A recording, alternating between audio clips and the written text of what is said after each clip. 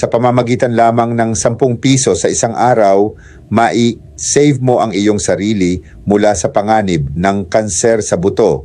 Kung hindi ka agad ginagamot, maaari kang maparalisa para sa buhay o kahit na amputado. Ako si Dr. Kelly Salvador, dalubhasa sa kanser, at ngayon nagdadala ako ng mabuting balita para sa lahat ng mga may gout at arthritis.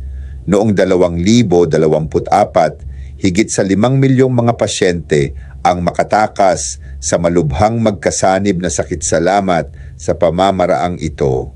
Ito ay itinuturing na pinaka-epektibong gamot para sa mga may sakit sa buto, lalo na ang gout. Mag-apply lamang ng 1 beses o 2 beses sa isang araw, mararamdaman mo agad ang pagbabago. Analgesic mula sa unang paggamit. 78% ng mga pasyente na makabuluhang na-relieved na sakit pagkatapos lamang ng 3 araw. Pagkatapos ng 2 hanggang 4 na linggo, mas nababaluktot na ehersisyo, mas madaling paglalakad at espesyal.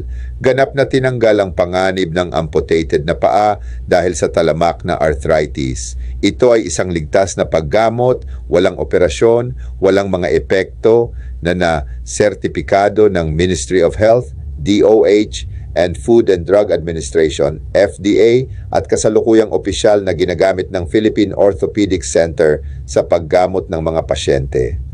At ang espesyal na mabuting balita para sa iyo ngayon, ang Philippine Orthopedic Center ay nakipagtulungan sa Philippine Health Insurance Company upang suportahan ang 70% ng mga gastos sa paggamot. Ang programa ng promosyon ay limitado. Mag-click sa pindutan ng tumanggap upang mag-order ng mga tunay na produkto sa isang presyo ng diskwento bago maubos ang stock. Salamat sa panunood. Huwag mag-atubiling. Gumawa ng aksyon ngayon upang maprotektahan ang iyong sariling kalusugan.